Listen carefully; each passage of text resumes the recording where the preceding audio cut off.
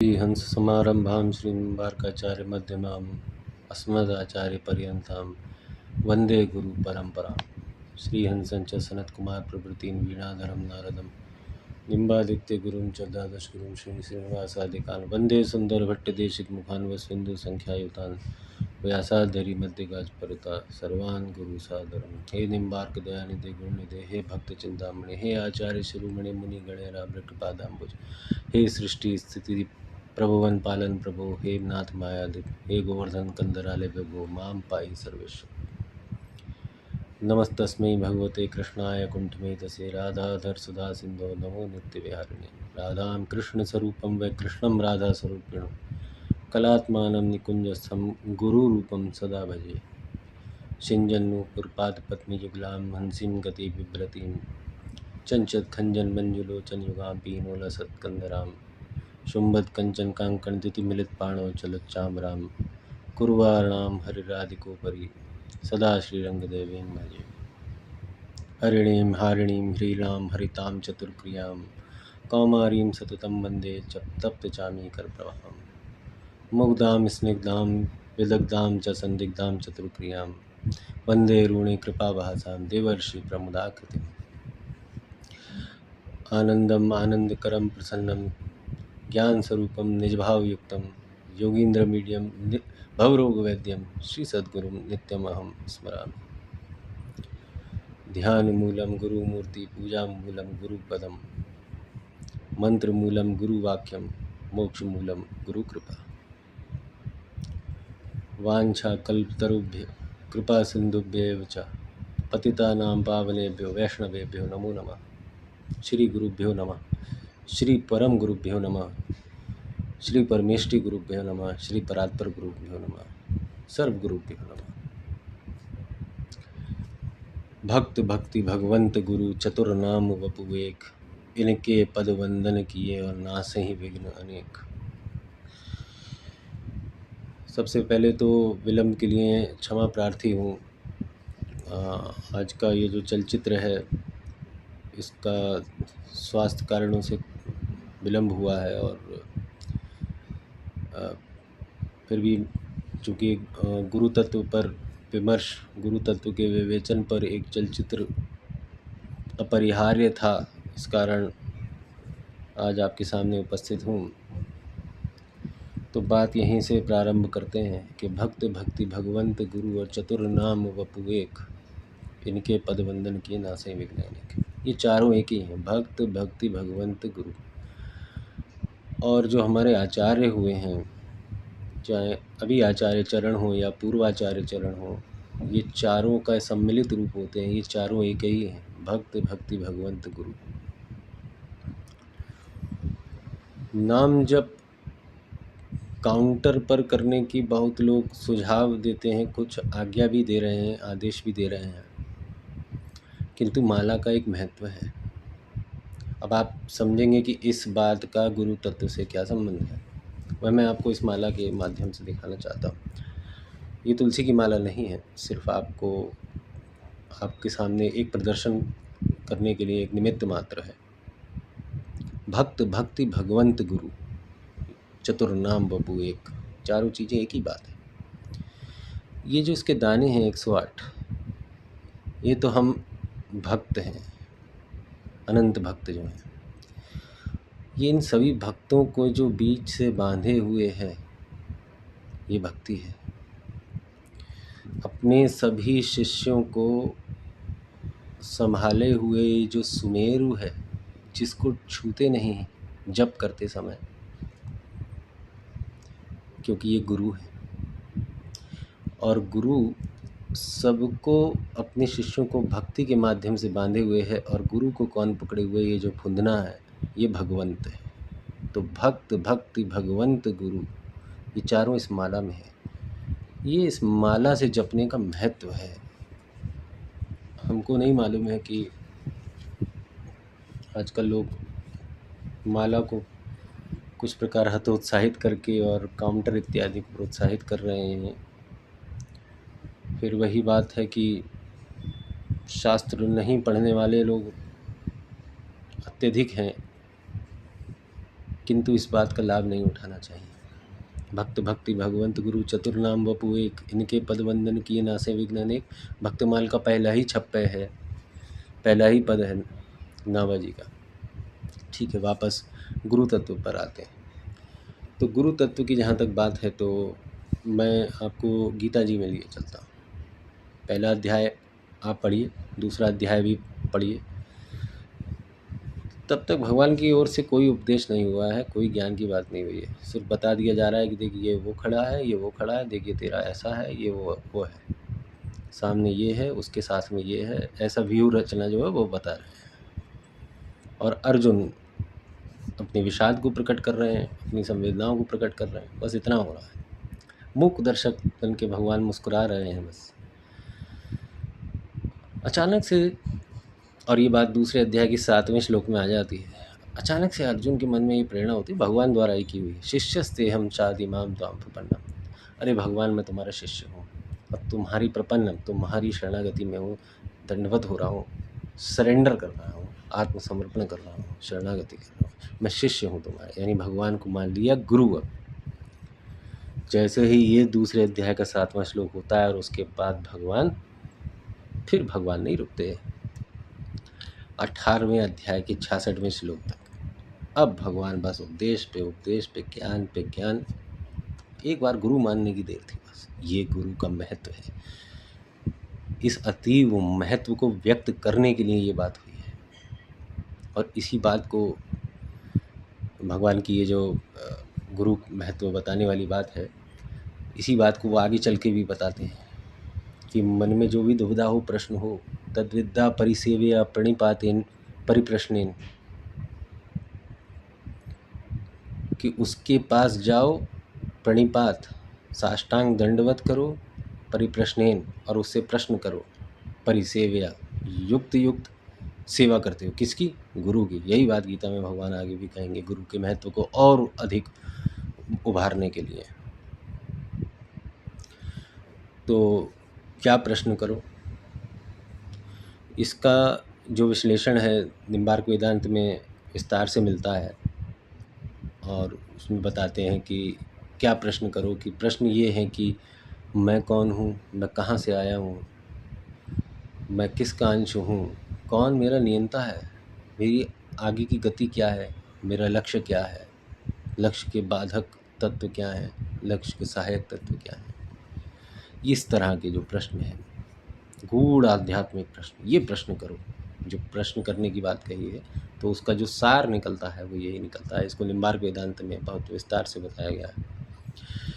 इसी बात को रामचंद्र जी शबरी माता को जो नवदा भक्ति का उपदेश देते हैं, तो तीसरी भक्ति गुरु पद पंकज सेवा, तीसरी भगति अमान, चौथी भगति मम गुण गण कर कपट तजिगान। तो तीसरी भक्ति को गुरु पद पंकज, गुरु के चरणों की सेवा को तीसरी भक्ति का स्थान दिया है। आप लोग ये कहेंगे कि गीता जी में भगवान ने ये बात कही, वो बात श्री रामचंद्र जी ने कही, ये तो उल्टा हो गया।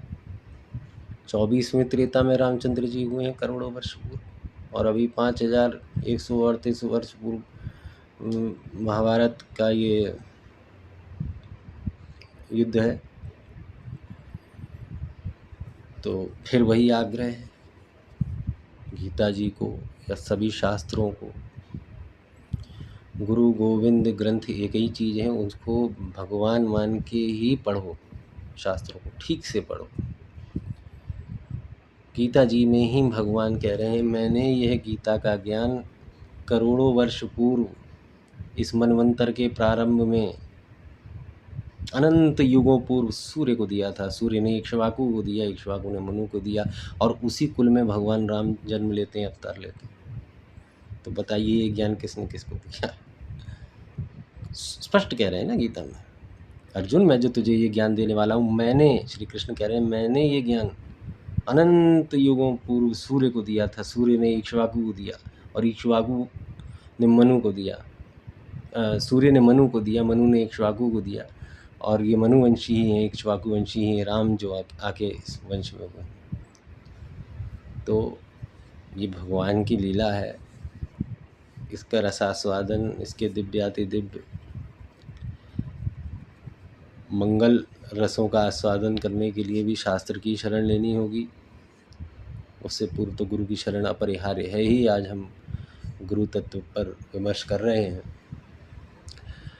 तो गुरु कैसा होना चाहिए, इसके लिए उपनिषदों में, यानी वेद में, मुंडक उपनिषद में पहले मुंडक का 12वां श्लोक है, जिसमें गुरु की पहचान बताई है, गुरु की के गुण बताए हैं, उसका स्वभाव, उसका स्वरूप बताया, उसको कैसे पहचाने, उसकी कैरेक्टरिस्टिक्स बताई हैं। और शॉर्ट में केवल 2 शब्द लिख दिए हैं, श्रोत्रिय ब्रह्मनिष्ठ। अच्छा, बात उपनिषद की आती है तो एक बुक रिकमेंडेशन भी है,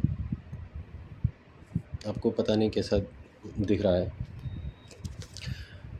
इस ग्रंथ का नाम है ईशावास्यादि अष्टोपनिषद। इसमें 8 उपनिषद हैं, ईश, केन, कठ, प्रश्न, मुंडक, मांडुक्य, तैत्तिरीय और ऐतरेय उपनिषद। इसमें प्रमुख उपनिषदों में छांदोग्य, बृहदारण्यक और श्वेताश्वतर उपनिषद नहीं है, जो 11 प्रमुख उपनिषद हैं उसमें, लेकिन ये 8 उपनिषद हैं।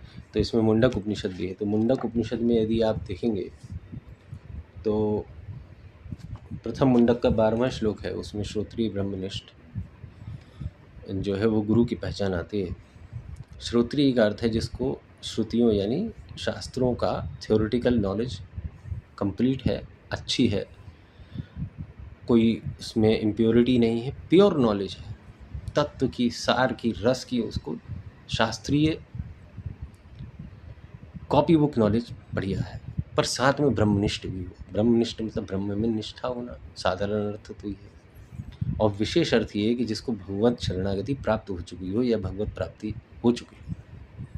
शरणागति तो प्राप्त हो ही चुकी हो। शरणागति के विषय में हम पहले चर्चा कर ही चुके हैं। शरणागति का अर्थ होता है 6 बातें।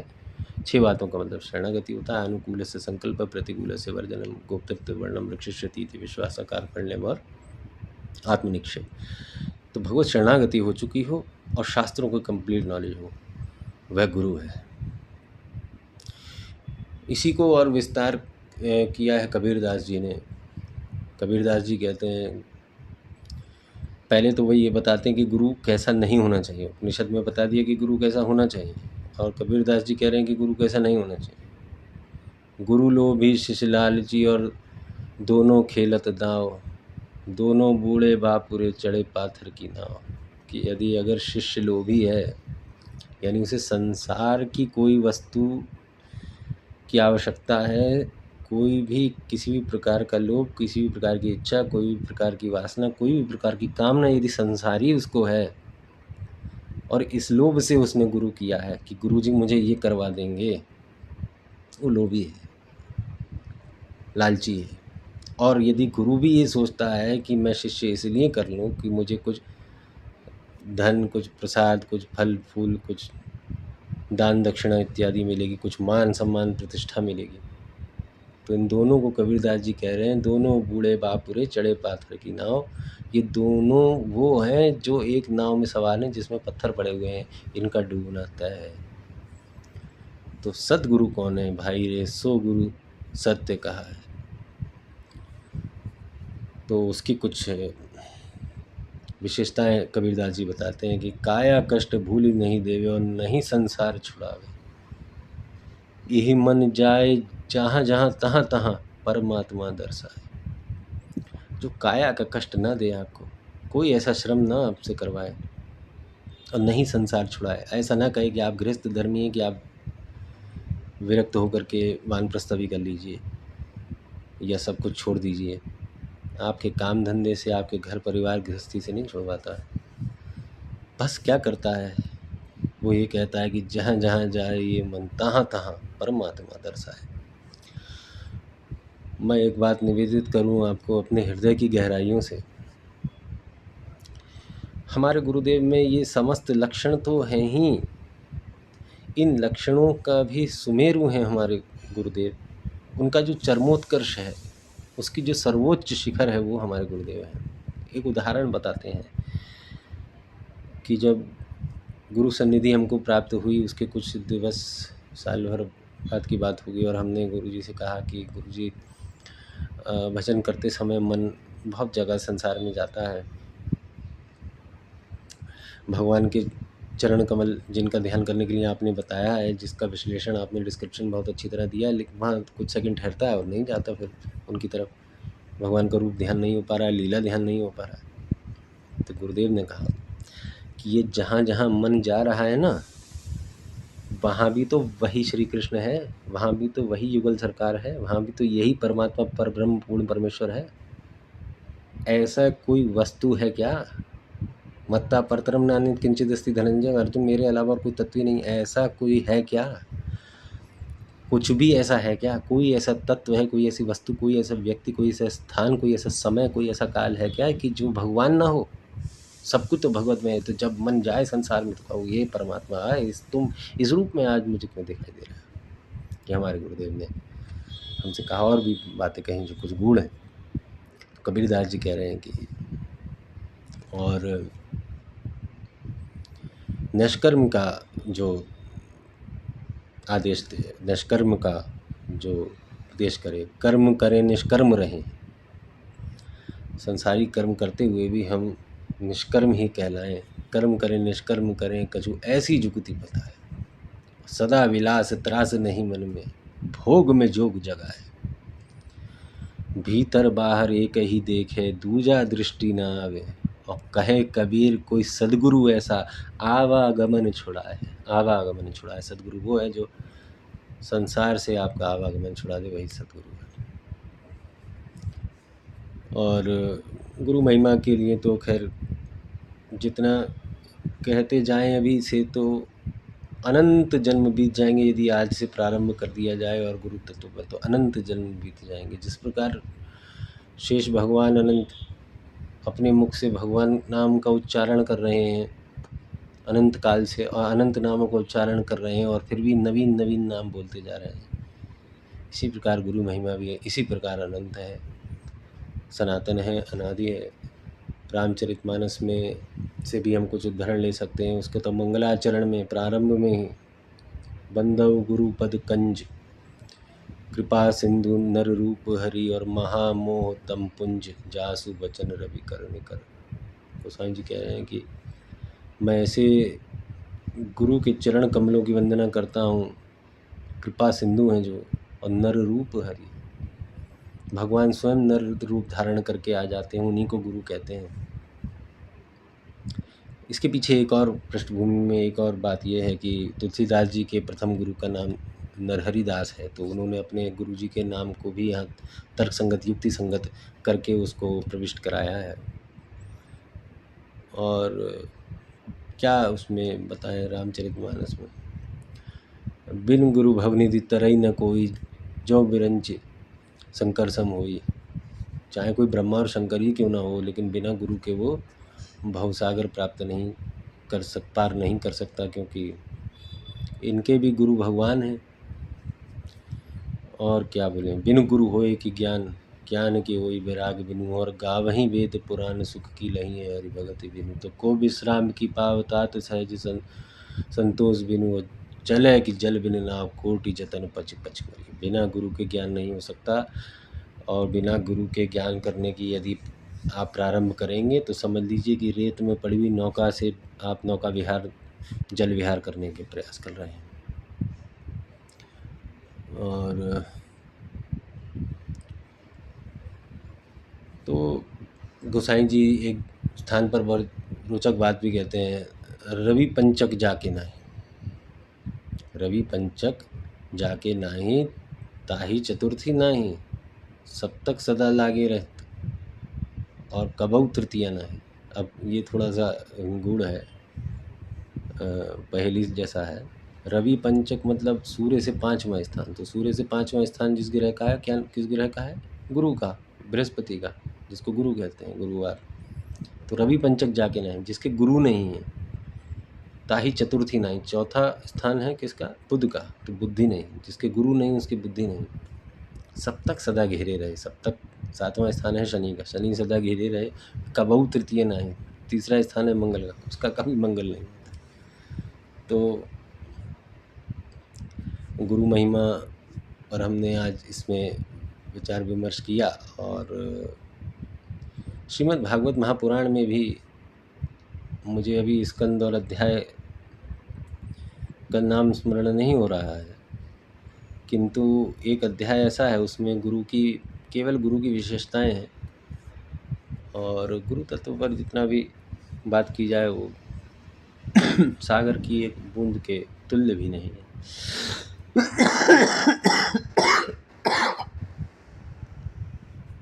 तो सभी को गुरु पूर्णिमा पर जो अभी कल ही बीता है, सभी को उस अवसर पर शुभकामनाएं। आप लोगों को गुरुदेव प्राप्त हों, जो श्री भगवान द्वारा निर्धारित जो परंपराएं हैं, जो संप्रदाय हैं, उनमें परंपरा प्राप्त आचार्य आपको प्राप्त हों, यही हमारी मंगल कामना है। और गुरु बनाने से पहले क्या क्या सावधानियां होनी चाहिए, ये हमने आज इस पर विमर्श किया। श्रोत्रिय ब्रह्मनिष्ठ होना चाहिए, और जो कबीरदास जी बता रहे हैं ऐसा, उसमें ऐसे गुण, ऐसी विशेषताएं होनी चाहिए, और संप्रदाय से परंपरा प्राप्त हो, ये भी आपको ध्यान रखना चाहिए। गुरुदेव आपको अवश्य मिलेंगे, इस जन्म में नहीं तो अगले जन्म में मिलेंगे, और यदि पूर्व जन्म में भी मिल चुके हैं तो भी आप समझिए कि गुरु कृपा आप पर है। किंतु गुरु कैसा नहीं होना चाहिए, जो कबीरदास जी की बात है, उस पर विशेष ध्यान रखने की हमको आवश्यकता है, क्योंकि विधि से भी बढ़कर निषेध है। दवाई खाने से जितना लाभ नहीं होगा जितना कि जहर ना खाने से लाभ होगा। निषेध बहुत महत्वपूर्ण है, इसका कोई तुलना नहीं। निषेध बहुत महत्वपूर्ण है। जो आज्ञा नहीं है, जिसके लिए सर्वथा निषेध है, वह कार्य कभी ना करें। गुरु बनाने में अति सावधानी का ध्यान रखें, और सभी को गुरु पूर्णिमा के पर्व पर बहुत मंगल कामनाएं। आपका दिन शुभ हो। जय जय श्री राधे।